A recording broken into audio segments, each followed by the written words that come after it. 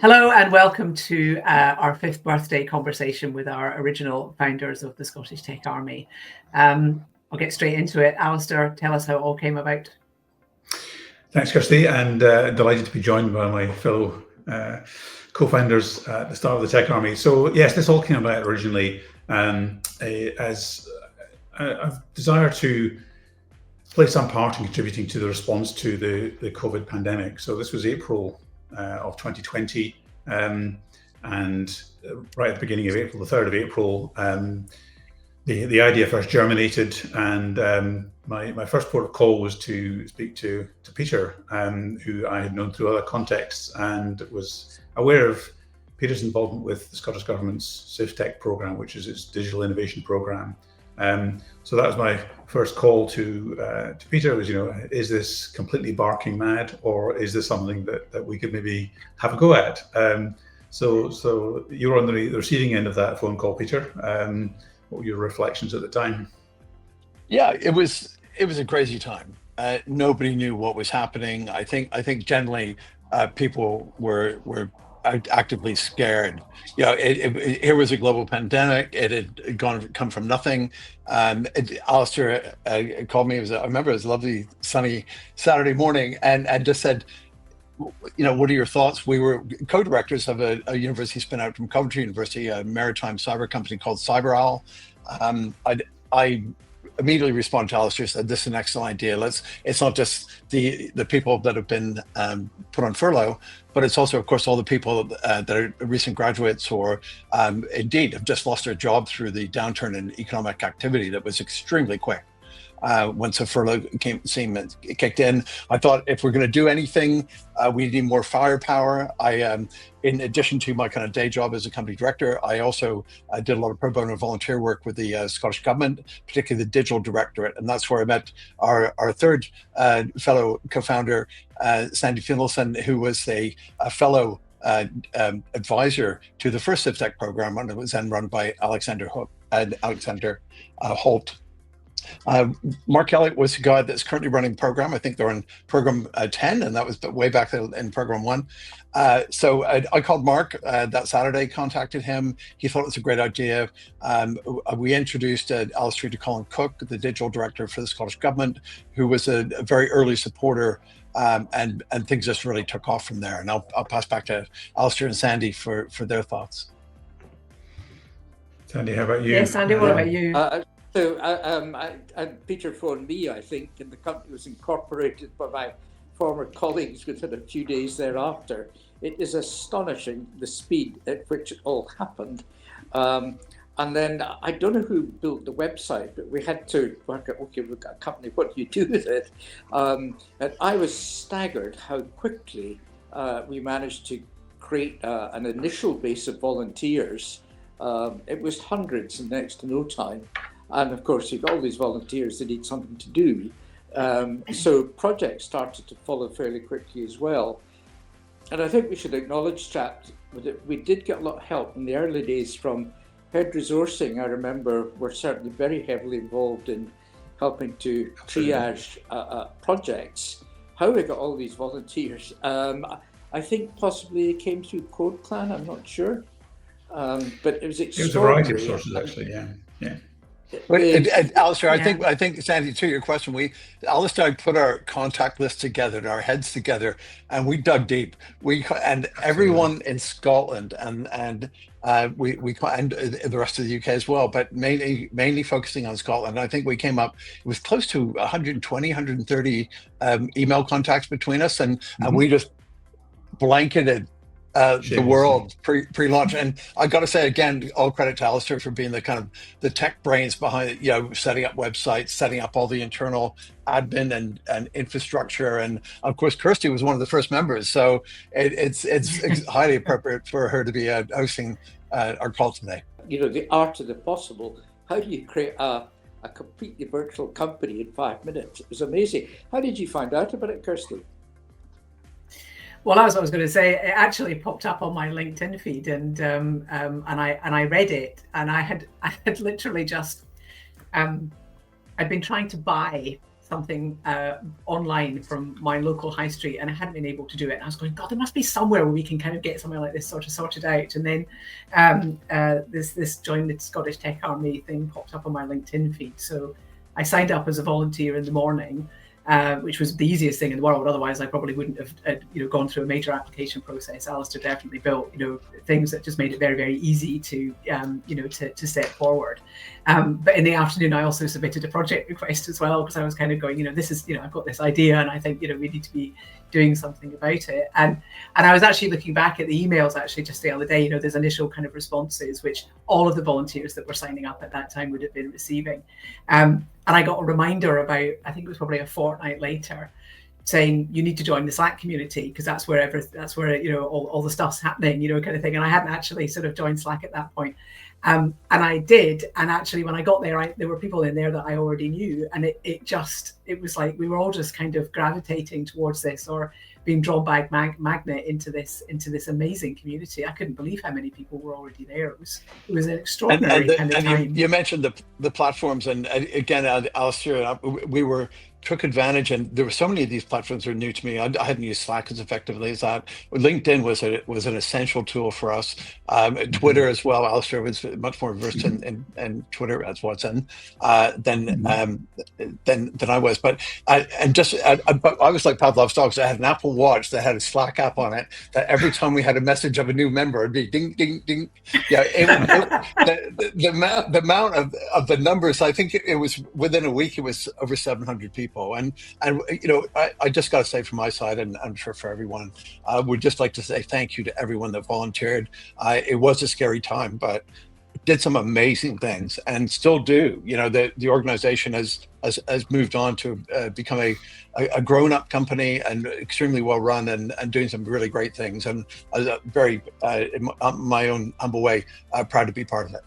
Obviously, things have changed since then, and by the beginning of 2021, we were forming as a formal organisation, if you like, with a core team. And if you spin forward right to where we are today, Alistair, how do you, when you look back on the evolution of this organisation, what's your reflection on that? Because it's wonderful that we're still here. I mean, you can't get rid of me. I mean, I'm still here, sort of thing, and the need has never gone away. The asks from the charity sector have never stopped. So what's your reflections on how we've changed, how we've moved with the times, shall we say?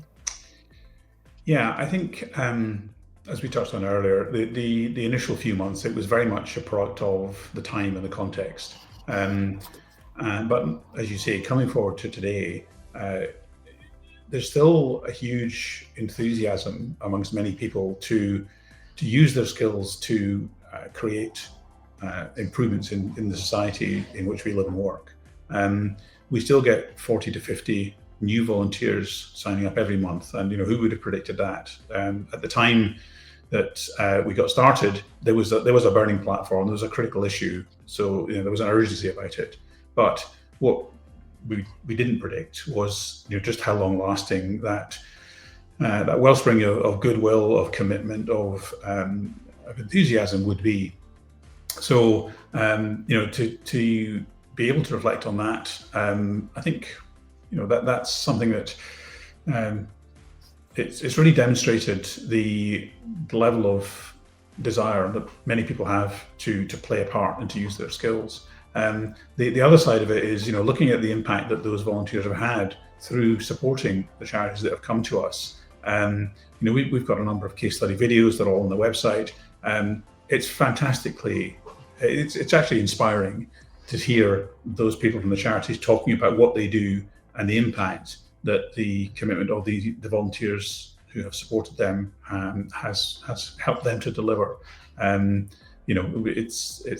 stories are legion, so much so that actually, as part of our celebrating our 5 years of existence, we're a sneak preview. We're issuing people with an active service award.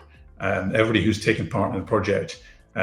So we've gone through an exercise of just tweaking the Tech Army brand, which was another thing, to your point, Peter, that the whole brand was spun up literally overnight by a friend who had design skills who did that for us. But what we now have is a regimental ribbon which is going to be shared in digital form with all the volunteers who have actively worked on a project, and we're asking them to wear that with pride on LinkedIn, because it's down to the efforts of all these people. We've obviously played our part in helping to create it and bring it together, but if you throw a party and nobody comes, then it's not a great experience for anybody. So I think that ultimately the whole rationale was around creating positive impact. Our strapline is mobilizing the UK's tech community for good, and it's really rewarding to see the impact that the work of all these people has had. Yeah, this strategic pivot from this responsive to COVID, it was response and repair and renew, and helping so many charities who had just furloughed their people, who the beneficiaries of those charities were affected, the donors were affected, the staff were, everyone was really at a total standstill, and we gave people a sense of purpose. And I feel like if I look at where the Tech Army is today, it is phenomenal. It still is about the volunteers, and as Sandy says, it's now pivoted under Alistair and Kirsty and direction into an organization where it's a tech for good organization, engaging with lots of the big banks and consultancy firms on a kind of multi-year kind of subscription model. It's also given their staff a sense of purpose. As new volunteers in the organization, several of those people are very talented individuals, not just in the technology field, but marketing and big data analytics and all sorts of different areas. And that's always been about the STA. It's not just been about technical people, it's been for the community. And we've had all sorts of different people with such a wide range of skills, but it's now giving these corporate members meaningful things to do with their corporate social responsibility days. But the Tech for Good Alliance was something that we actually recognised pretty quickly was needed. It was wanted as well. I mean, it's a UK-wide initiative, and we wanted to be able to engage with companies that gave their staff volunteering time so they could use it properly with their skills, because we knew from our independent volunteers just how much they get from those experiences, and it's been really great to kind of shape that up, and it's evolving all the time. We're responding to different corporates require a different method of delivery, and we're able to deliver on that, which has been absolutely fantastic. But I think also, at the time when all of this started, the charity sector was coming under the most enormous strain, which is why we were needed. But actually, it's under even greater strain today. The demand on their services is rising. The fundraising landscape and the money is just not there. And technology is the thing that represents an opportunity to do more with what they either have or even potentially with less. And I still very much believe that we have a place. We're needed in the sector. And I think actually on that, sort of like kind of rounding it round, Alistair, is that as you look ahead from here, what do you see? What's your vision for what comes next? Yes, absolutely. It's very much important that we do adapt the organisation going forwards, and the original motivation for starting to work with these corporates was the work that we'd seen some corporates doing. Actually, some corporates already do have programs that do this, and there's some really impressive results. But it's a relatively small proportion, as you say, Peter. So many corporate programs, they're digging tree roots, or they're painting walls or whatever, and the talent that's available and the enthusiasm of those people. Again, it comes back to what you were saying, Kirsty. The people in these companies, the engagement that they have in these programs is really powerful. So that's fantastic. And one of our original motivations around looking to set up the Tech for Good Alliance was to think, how can we scale this? How can we make it more impactful? And so over the course of the last year, we've had the opportunity to work with a number of companies who have helped to deliver solutions. Right back. To deliver solutions which have the potential to be reusable. So that the scalability is what I think is going to be the key to ultimately the impact that we can generate. So it's being able to say, we built this solution for a particular charity, and they're now using it, they're seeing the value from it, but we've taken that and we've now made it available to 10 more charities like it. And so all of that work that's been done to create the solution originally not only delivers benefit once, but it delivers it multiple times. That opportunity to scale the impact through supporting the many charities that we work with is really what this is all about. And so that's where the results will ultimately be seen. And as we said already, it ultimately is a reflection of the skills, the enthusiasm, and the commitment of the literally thousands of volunteers who've taken part. So that's probably not a bad note to draw to a close on, I think. Thank you very much, everybody, and happy birthday to us. Happy birthday, 5th birthday.